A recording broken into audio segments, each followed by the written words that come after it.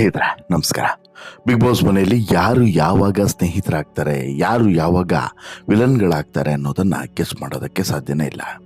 ಅದರಲ್ಲೂ ಕೂಡ ಯಾರಾದರೂ ಒಬ್ಬರು ನಮಗಿಂತ ಸ್ವಲ್ಪ ಮೇಲೆ ಹೋಗ್ತಿದ್ದಾರೆ ಅಂತ ಹೇಳಿದ್ರೆ ಅದನ್ನು ಸಹಿಸಿಕೊಳ್ಳೋದಕ್ಕೆ ಸಾಧ್ಯವಾಗದೇ ಇರುವಂಥ ಅದೆಷ್ಟೋ ಮಂದಿ ಇರ್ತಾರೆ. ಅದೇ ರೀತಿ ಈ ವಾರ ಇಬ್ಬರು ತುಂಬ ಆತ್ಮೀಯರಾಗಿದ್ದರು. ಇಬ್ಬರು ಕೂಡ ಪರಸ್ಪರ ಪ್ರೀತಿಸ್ತಿದ್ದಾರೇನೋ ಅನ್ನುವಂತಹ ಮಾತುಕತೆಗಳು ಕೂಡ ಬರ್ತಾ ಇದ್ವು. ಅದರ ನಡುವಲ್ಲೇ ಯಾವಾಗ ಹುಡುಗಿ ಆ ಹುಡುಗನಿಗಿಂತ ಒಂದು ಹಂತ ಮೇಲೆ ಹೋಗ್ತಾಳೋ ಆಗ ನಿಜವಾದಂಥ ಪೊಸೆಸಿವ್ನೆಸ್ ಅಥವಾ ನಿಜವಾದಂಥ ಹೊಟ್ಟೆ ಕಿಚ್ಚು ಅಲ್ಲಿ ಶುರುವಾಗ್ತದೆ. ಅಂದರೆ ಎಲ್ಲಿ ಈಕೆ ತನಗಿಂತ ಮುಂದೆ ರೇಸ್ನಲ್ಲಿ ಓಡಿಬಿಡ್ತಾಳೋ ಅನ್ನುವಂತಹ ಭಯನೋ ಅಥವಾ ಇನ್ನು ಮುಂದೆ ಆಕೆ ನನ್ನ ಕೈಗೆ ಸಿಗೋದಿಲ್ವೋ ಅನ್ನೋಂಥ ಆತಂಕನೋ ಗೊತ್ತಿಲ್ಲ. ಬಟ್ ಅವರಿಬ್ಬರ ಸಂಬಂಧ ಮಾತ್ರ ಯಾಕೋ ಒಂದು ಕಡೆ ಹಳಿ ತಪ್ತಾ ಇದೆ ಅನ್ನೋದು ಸ್ಪಷ್ಟವಾಗಿ ಕಾಣಿಸ್ತಿದೆ. ಅದು ಬೇರೆ ಯಾರ್ದು ಅಲ್ಲ, ಅದೇ ರಾಶಿಕಾ ಶೆಟ್ಟಿ ಮತ್ತು ಸೂರಜ್ ಅವರ ಸಂಬಂಧ. ಯಾವಾಗ ರಾಶಿಕಾ ಶೆಟ್ಟಿ ಕ್ಯಾಪ್ಟನ್ ಆಗಿ ಆಯ್ಕೆ ಆಗ್ತಾಳೋ ಅದಾದ ಬಳಿಕ ಸೂರಜ್ ಆಡಿದಂಥ ಪ್ರತಿಯೊಂದು ಮಾತುಗಳು ಕೂಡ ರಾಶಿಕಾ ಶೆಟ್ಟಿಯ ಎದೆಗೆ ಇರಿದಂತಾಗಿದೆ. ಯಾಕೆ ಅದನ್ನು ಸ್ವತಃ ಆಕೆ ಹೇಳಿದ್ದಾರೆ. ಏನು ಹೇಳ್ಕೊಂಡಿದ್ದಾರೆ ಎಲ್ಲವನ್ನು ಕೂಡ ನೋಡ್ತಾ ಹೋಗೋಣ. ಅದಕ್ಕಿಂತ ಮುಂಚೆ ನೀವಿನ್ನೂ ಕೂಡ ನಮ್ಮ ಚಾನಲನ್ನು ಸಬ್ಸ್ಕ್ರೈಬ್ ಮಾಡಿಲ್ಲ ಅಂದರೆ ದಯವಿಟ್ಟು ಕೂಡಲೇ ಸಬ್ಸ್ಕ್ರೈಬ್ ಮಾಡಿ ಸ್ನೇಹಿತರೆ. ಬಿಗ್ ಬಾಸ್ ಮನೆಗೆ ಬಂದಂತಹ ಪ್ರತಿಯೊಬ್ಬ ಸ್ಪರ್ಧಿಯ ಕನಸು ಅಲ್ಟಿಮೇಟ್ಲಿ ಏನು ಅಂತ ಹೇಳಿದ್ರೆ, ಒಂದು ಬಿಗ್ ಬಾಸ್ನ ಟ್ರೋಫಿಯನ್ನು ಎಂಡ್ ಆಫ್ ದಿ ಡೇಗೆ ಗೆಲ್ಲಬೇಕು ಅನ್ನೋಂಥದ್ದು. ಎರಡನೇದು, ಒಂದು ವಾರನಾದರೂ ಕೂಡ ಬಿಗ್ ಬಾಸ್ ಮನೆ ಕ್ಯಾಪ್ಟನ್ ಆಗಿ ನಾನು ಇಡೀ ಮನೆಯನ್ನು ಕಂಟ್ರೋಲ್ ಮಾಡಬೇಕು, ನಿಭಾಯಿಸಬೇಕು ಅನ್ನೋಂಥ ಕನಸು. ಈ ಕನಸನ್ನು ಇಟ್ಕೊಂಡು ಸಾಕಷ್ಟು ಜನ ಆಟ ಆಡ್ಕೊಂಡೇ ಬರ್ತಾರೆ. ಕೆಲವೊಂದಷ್ಟು ಜನರಿಗೆ ಆ ಕನಸು ನನಸಾಗೋದೇ ಇಲ್ಲ. ಈ ಸೀಸನ್ನಲ್ಲೂ ಕೂಡ ಹಾಗೆ ಸಾಕಷ್ಟು ಜನ ಇನ್ನೂ ಕೂಡ ಮನೆಯ ಕ್ಯಾಪ್ಟನ್ ಆಗೇ ಇಲ್ಲ. ಇನ್ಫ್ಯಾಕ್ಟ್ ಅವರಿಗೆ ಆಗಬೇಕು ಅನ್ನುವಂತಹ ಒಂದು ಚಿಕ್ಕ ಆಲೋಚನೆಯೂ ಬಹುಶಃ ಇದ್ದಂಥವ್ರಿಗೆ ಅವಕಾಶ ಸಿಗ್ತಾ ಇಲ್ಲ. ಈ ಬಾರಿ ಯಾರೂ ಕೂಡ ನಿರೀಕ್ಷೆ ಮಾಡದಂತಹ ಸ್ಪರ್ಧೆಗೆ ಬಿಗ್ ಬಾಸ್ ಮನೆಯ ಕ್ಯಾಪ್ಟನ್ ಪಟ್ಟ ಬಿಗ್ ಬಾಸ್ ಮನೆಯಲ್ಲಿ ಟಾಸ್ಕ್ ಅಂತೇಳಿ ಬಂದಾಗ ಹುಡುಗರಿಗೂ ಫೈಟ್ ಕೊಡ್ತಿರುವಂತಹ ಸ್ಪರ್ಧೆ ಅಂತ ಹೇಳಿದ್ರೆ ಅದು ರಾಶಿಕಾ ಶೆಟ್ಟಿ. ಅದೆಷ್ಟೋ ಬಾರಿ ಕ್ಯಾಪ್ಟನ್ಸಿ ರೇಸ್ಗೆ ಬಂದರೂ ಕೂಡ ಕೊನೆಯ ಕ್ಷಣದಲ್ಲಿ ಮಿಸ್ ಆಗ್ತಾ ಇತ್ತು ಅವಕಾಶ. ಆದರೆ ಈ ವಾರ ರಾಶಿಕಾ ಕ್ಯಾಪ್ಟನ್ ಆಗಿ ಕೊನೆಗೂ ಕೂಡ ಹೊರಹೊಮ್ಮಿದ್ದಾರೆ. ಪ್ರತಿ ಟಾಸ್ಕ್ನಲ್ಲೂ ಕೂಡ ಬೆಸ್ಟ್ ಪರ್ಫಾರ್ಮೆನ್ಸನ್ನು ಕೊಡ್ತಿರುವಂಥ ರಾಶಿಕಾ ವಿನ್ ಆಗಿದ್ದಾರೆ, ಮನೆಯ ಕ್ಯಾಪ್ಟನ್ ಆಗಿದ್ದಾರೆ. ಹಾಗಾಗಿ ಈ ಬಾರಿ ಈ ವಾರ ಈ ಬಿಗ್ ಬಾಸ್ ಮನೆಯ ವಿಲನ್ ಮನೆಯಾಗಿದ್ದರಿಂದ ವಿಲನ್ ಕ್ಯಾಪ್ಟನ್ಸಿ ರೇಸ್ಗೆ ಕೆಲವು ಟಾಸ್ಕ್ಗಳನ್ನು ಕೊಟ್ಟಿದ್ದರು. ಅತ್ಯಂತ ಕಠಿಣ ಹಾಗೂ ಚಾಲೆಂಜಸ್ ರೀತಿಯ ಟಾಸ್ಕ್ಗಳನ್ನೇ ಕೊಟ್ಟಿದ್ದರು. ಅಂತೂ ರಾಶಿಕಾ ವಿನ್ ಆಗಿದ್ದಾರೆ. ಅಶ್ವಿನಿ ಗೌಡ ಹಾಗೂ ಗಿಲ್ಲಿ ನಟ ಡೈರೆಕ್ಟಾಗಿ ಕ್ಯಾಪ್ಟನ್ಸಿ ರೇಸ್ಗೆ ಎಂಟ್ರಿ ಆಗೋದಕ್ಕೆ ಆಫರನ್ನು ಪಡೆದುಕೊಂಡ್ರೂ ಕೂಡ ರಜತ್ ಮತ್ತು ಅಶ್ವಿನಿ ಇಬ್ಬರಿಗೂ ಕೂಡ ಟಾಸ್ಕನ್ನು ಕೊಟ್ಟಾಗ 2 ರೌಂಡ್ನಲ್ಲಿ ರಜತ್ ವಿನ್ ಆಗ್ತಾರೆ.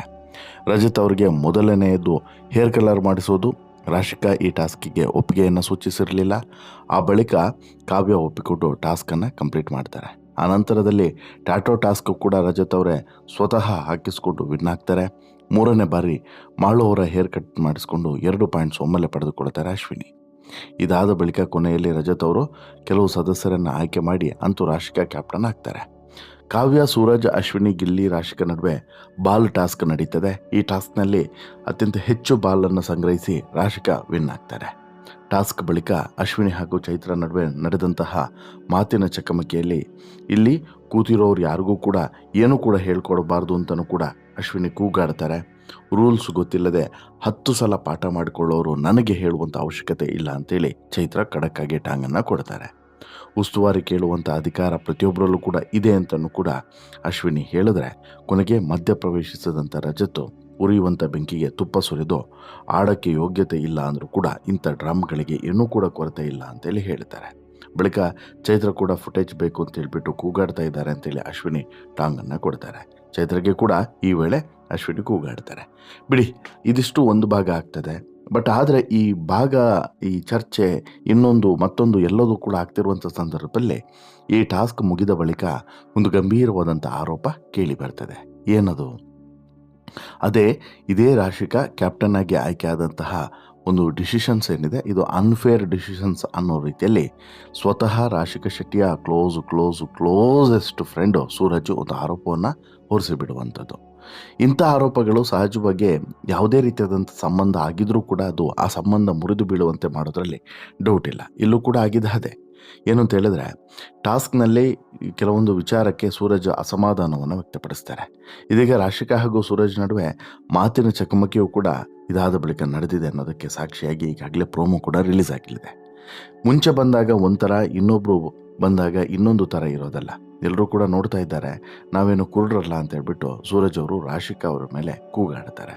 ರಾಶಿಕಾ ಮಾತನಾಡಿ ಯಾರದೆಲ್ಲ ಮುಖವಾಡ ಇದೆ ಅದು ಆಚೆ ಬರಲಿ ಅಂತಲೂ ಕೂಡ ವಾಪಸ್ ಕಿರಿಸ್ತಾರೆ. ರಾಶಿಕಾ ಕ್ಯಾಪ್ಟನ್ ಆಗಿದ್ದು ಇಷ್ಟ ಆಗಿಲ್ಲ ಅಂತ ಹೇಳಿ ಅಂದೆ ಅಲ್ವಾ, ವಿನ್ ಆದಮೇಲೆ ವಿಶ್ ಯಾಕೆ ಮಾಡಿದೆ ಅಂತ ಹೇಳ್ಬಿಟ್ಟು ರಾಶಿಕಾ ಕೂಡ ಪ್ರಶ್ನೆಯನ್ನು ಕೇಳ್ತಾರೆ. ಸೂರಜ್ಗೆ ಆವಾಜ್ ಕೂಡ ಹಾಕ್ತಾರೆ ರಾಶಿಕಾ. ಕ್ಯಾಪ್ಟನ್ ಆದವ್ರಿಗೆ ಸ್ವಂತ ಬುದ್ಧಿ ಬೇಕು, ಕ್ಯಾಪ್ಟನ್ ಆದವ್ರಿಗೆ ಸ್ವಂತ ಬುದ್ಧಿ ಬೇಕು. ಮುಂಚೆ ಬಂದಾಗ ಒಂಥರ, ಇನ್ನೊಬ್ರು ಬಂದಾಗ ಇನ್ನೊಂದು ಥರ ಇರೋದಲ್ಲ. ಎಲ್ಲರೂ ಕೂಡ ನೋಡ್ತಾ ಇದ್ದಾರೆ, ನಾವೇನು ಕುರುಡ್ರಲ್ಲ ಅಂತ ಹೇಳ್ಬಿಟ್ಟು ಸೂರಜ್ ರಾಶಿಕಾ ಮೇಲೆ ಕೂಗಾಡ್ತಾರೆ. ಈ ವಾರ ಇಡೀ ಬಿಗ್ ಬಾಸ್ ಮನೆ ವಿಲನ್ ಮನೆ ಆಗಿದ್ದರಿಂದ ವಿಲನ್ ಕ್ಯಾಪ್ಟನ್ಸಿ ರೇಸ್ಗೆ ಕೆಲವು ಟಾಸ್ಕ್ಗಳನ್ನು ಕೊಟ್ಟಿದ್ರು. ಅತ್ಯಂತ ಕಠಿಣವಾದಂಥ ಚಾಲೆಂಜಸನ್ನು ಗೆದ್ದು ರಾಶಿಕಾ ವಿನ್ ಆಗಿ ಕ್ಯಾಪ್ಟನ್ ಕೂಡ ಆದರು.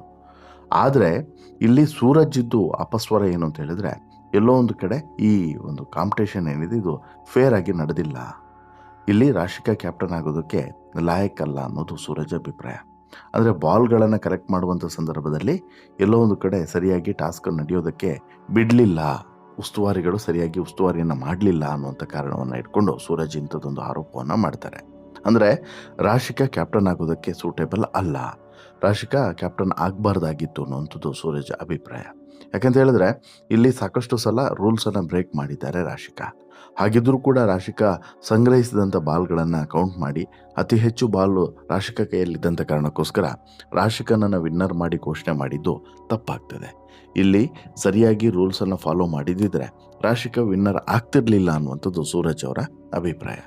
ಇನ್ಫ್ಯಾಕ್ಟು ಇವರೊಬ್ಬರ ಫ್ರೆಂಡ್ಶಿಪ್ಪು ಎಷ್ಟು ಯಾವ ರೀತಿ ಇತ್ತು ಎಲ್ಲದೂ ಕೂಡ ನಿಮ್ಮೆಲ್ಲರಿಗೂ ಕೂಡ ಗೊತ್ತಿರುವಂಥದ್ದೇ ಅಂತೇಳಿ ಅಂದ್ಕೊಂಡಿದ್ದೀನಿ. ಬಿಗ್ ಬಾಸನ್ನು ನೋಡುವಂಥ ಪ್ರತಿಯೊಬ್ಬರಿಗೂ ಕೂಡ ರಾಶಿಕಾ ಮತ್ತು ಸೂರಜ್ ಅವರ ಫ್ರೆಂಡ್ಶಿಪ್ ಬಗ್ಗೆ ಪರಿಚಯ ಇರ್ತದೆ.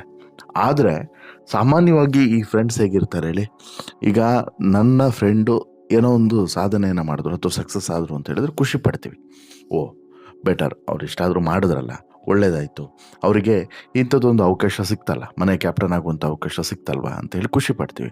ಆದರೆ ಇಲ್ಲಿ ರಾಶಿಕಾ ಕ್ಯಾಪ್ಟನ್ ಆಗಿರೋದನ್ನು ಬಹುಶಃ ಸೂರಜ್ ಡೈಜೆಷನ್ ಮಾಡ್ಕೊಳ್ತಾ ಇಲ್ಲ, ಅದನ್ನು ಖುಷಿ ಪಡ್ತಿಲ್ಲ.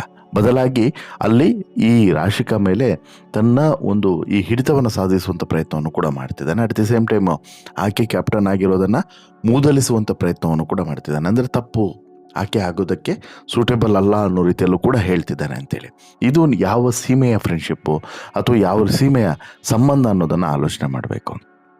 ಯಾರೂ ಕೂಡ ಇದನ್ನು ಫೇರ್ ಆ್ಯಂಡ್ ಪ್ಯೂರೆಸ್ಟ್ ಫ್ರೆಂಡ್ಶಿಪ್ ಅಂತೇಳಿ ಹೇಳೋದಕ್ಕೆ ಸಾಧ್ಯನೇ ಇಲ್ಲ. ಸ್ಪಷ್ಟವಾಗಿ ಮುಖವಾಡ ಕಳಿಸ್ತಾ ಇದೆ. ಇದಕ್ಕೆ ಹೇಳೋದು ಬಿಗ್ ಬಾಸ್ ಅನ್ನೋದು ಒಂದು ಮುಖವಾಡಗಳನ್ನು ಕಳಚುವಂಥ ಶೋ. ಇಲ್ಲಿ ಯಾರೂ ಕೂಡ ಹೆಚ್ಚು ದಿನಗಳ ಕಾಲ ಮುಖವಾಡವನ್ನು ಹಾಕಿಕೊಂಡು ಬದುಕೋದಕ್ಕೆ ಸಾಧ್ಯವಿಲ್ಲ ಅಂತೇಳಿ ಅದು ಸಾಬೀತಾದಂಗೆ ಆಯಿತು. ನಿಮಗೇನು ಅನಿಸುತ್ತೆ ಸ್ನೇಹಿತರೆ, ಇಲ್ಲಿ ರಾಶಿಕಾ ಮೇಲೆ ಸೂರಜ್ ಕೂಗಾಡಿರುವಂಥ ಪರಿಯನ್ನು ನೋಡಿದ್ರೆ ಎಲ್ಲೋ ಒಂದು ಕಡೆ ಇದು ಸೂರಜ್ ಮುಖವಾಡವನ್ನು ಕಳಚುವಂಥ ಕೆಲಸವನ್ನು ಬಿಗ್ ಬಾಸ್ ಈ ಮೂಲಕ ಮಾಡಿದ್ರು ಅಂತೇಳಿ ಅನಿಸುತ್ತಾ? ಜೊತೆಗೆ ಸೂರಜ್ ಇಲ್ಲಿ ಹೇಳಿರೋದು ಕರೆಕ್ಟಾ? ರಾಶಿಕಾ ಫೇರ್ ಆಗಿ ಕ್ಯಾಪ್ಟನ್ ಆಗಲಿಲ್ವಾ? ನಿಮ್ಮ ಅಭಿಪ್ರಾಯವನ್ನು ಕಮೆಂಟ್ ಮಾಡಿ ತಿಳಿಸಿ. ಜೊತೆಗೆ ಈ ಸ್ಟೋರಿ ಇಷ್ಟ ಆಯಿತು ಅಂತ ಹೇಳಿದ್ರೆ ಲೈಕ್ ಮಾಡಿ, ಶೇರ್ ಮಾಡಿ, ಚಾನಲ್ಗೆ ಸಬ್ಸ್ಕ್ರೈಬ್ ಆಗೋದನ್ನು ಮರಿ